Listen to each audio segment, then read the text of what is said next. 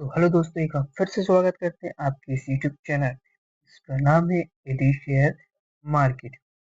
Video देखने से पहले हमारे चैनल को सब्सक्राइब और वीडियो को लाइक जरूर कर देना और हाँ, बेल आइकन जरूर दबा देना जिससे हमारे वीडियो की सारी नोटिफिकेशन आपके पास मिलती रहे। तो आइए देखते हैं, 4 अक्टूबर को भारतीय बाजार में भारी गिरावट देखने को मिली है, जिसके कारण है कमजोर ग्लोबल संकेत और विदेशी निवेशों की ओर गिरावट।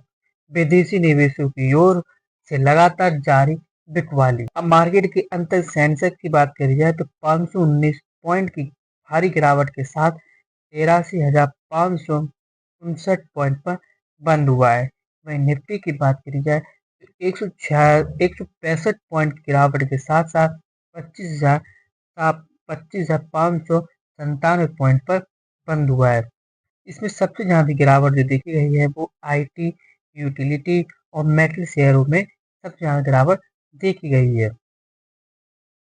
वहीं निफ्टी मिड कैप और स्मॉल कैप भी लगभग 1% तक की गिरावट देखी गई है। विदेशी संस्था एफआईआई लगातार 4 दिनों से भारतीय शेयर बाजार से बिकवाली करते हुए दिख रहे हैं। तक लगभग 14,270 करोड़ की बिकवाली कर चुके हैं।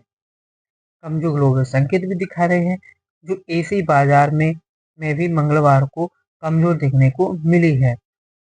साउथ कोरिया हुआ, जापान हुआ, चाइना हुआ, सारे कारोबार लाल निशान में दिखे हुए। इस कारण मंगलवार को हमारे शेयर मार्केट में भारी गिरावट देखने को मिली है।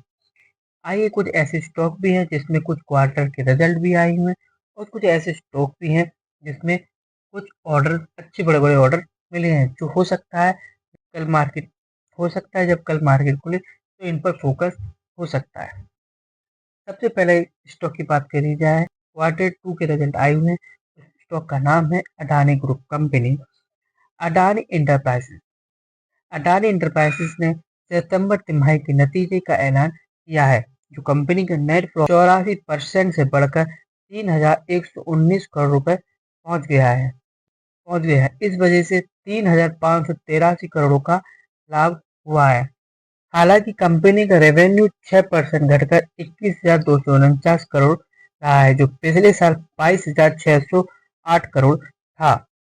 अडानी इंटरप्राइजेस के शेयर में तिमाही नतीजों के ऐलान के बाद गिरावट देखने को मिली है। कंपनी का स्टॉक 4 नवंबर को 2.72% गिरकर 2,399 पॉइंट पर ट्रेड कर रहा है। इसकी वजह तिमाही नतीजे फंड जुटाने की घोषणा रही है। इस साल अब तक स्टॉक में 6% नीचे रहा है। वहीं नेक्स्ट स्टॉक की बात करी जाए, इस स्टॉक में भी अच्छा रिजल्ट देखने को मिला है। उसका नाम है Mahindra and Mahindra limited. Mahindra and Mahindra limited ने मंगलवार को 4 नवंबर को सितंबर तिमाही के क्वार्टर 2 के नतीजे जारी किए हैं। महिंद्रा एंड महिंद्रा की रेवेन्यू सालाना आधार पर 21.3% से बढ़कर 33,422 करोड़ हो गया है। सालाना आधार पर कंपनी का नेट प्रॉफिट 18% बढ़ा है।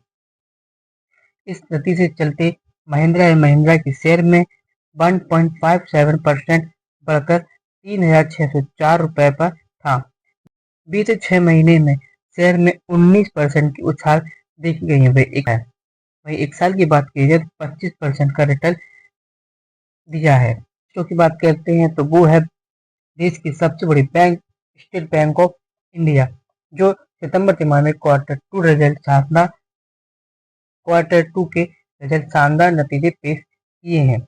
मुनाफे की बात की जाए 10% से ज्यादा उछाल देखने को मिला है। सितंबर तिमाही के 20,160 करोड़ रुपए मुनाफा दर्ज किया है, जो पिछले साल की समान तिमाही में 18,331 करोड़ रुपए लगभग 10% से ज्यादा है। यह बाजार की उम्मीद से काफी अच्छा प्रदर्शन किया है। नतीजे आते ही 1.87 रिकवर होकर 959 के इंटरडे हाई पर पहुंच गया था। इसके शेयर के लिए एक साल के रिकॉर्ड हाई पर भी है। कुछ ऐसे स्टॉक भी हैं जिसमें कुछ बड़ा ऑर्डर भी मिला है। अगले सेशन में जब मार्केट खुलेगा इस पर फोकस रहेगा। एनर्जी और माइनिंग सेक्टर को सेवाएं देने वाली एशिया एनर्जी सर्विस लिमिटेड को एक बड़ा ऑर्डर मिला है। यह कॉन्ट्रैक्ट महेंद्री कोलफील्ड लिमिटेड ने दिया है, जो 459 करोड़ रुपए का है। एशियन एनर्जी के शेयर की बात करी जाए तो एशियन एनर्जी सर्विस लिमिटेड ने मंगलवार को 3.34% बढ़कर 343 पर बंद हुआ है। पिछले 6 महीने की बात की जाए तो स्टॉक 14.91% बढ़ा हाई किया है। हालांकि एक साल में इसने 5.55 का नेगेटिव रिटर्न दिया है। नेक्स्ट स्टॉक की बात करी जाए तो इंडियन होटल सितंबर तिमाही के ऑपरेशन से IHCL का रेवेन्यू साल दर साल के आधार पर 11.8% से बढ़कर 2040 करोड़ रुपए रहा है। एक साल पहले इस समान अवधि में कंपनी का रेवेन्यू 1826 करोड़ रुपए था। IHCL का कुल खर्च भी बढ़कर 1671 करोड़ रुपए रहा है, जो एक साल पहले 1502 करोड़ रुपए था। भाई शेयर की बात करी जाए तो IHCL का शेयर 4 नवंबर को 0.39% गिरकर 744 रुपए में बंद हुआ। बीते एक साल में यह शेयर 11.65% बढ़ा है। नेक्स्ट स्टॉक की बात करते हैं बर्जर पेंट Q2 रिजल्ट। देश की दूसरी सबसे बड़ी paint company Berger paint India limited ने मंगलवार 4 नवंबर को बताया है कि 2025 में साप्ताहिक तिमाही में उसकी कंसोलिडेटेड नेट प्रॉफिट 3.6% घटकर 206 करोड़ रुपए रहा है, जबकि पिछले साल इस अवधि में 270 करोड़ रुपए था। इस अवधि में कंपनी की कामकाजी आय पिछले वर्ष की इसी तिमाही में 2,774 करोड़ रुपए से 1.9% बढ़कर 2,827 करोड़ रुपए रहा है। कंपनी स्टॉक की बात की जाए तो ये कंपनी 3.10 रुपए यानी 0.5% की गिरकर 536 रुपए में बंद हुआ है।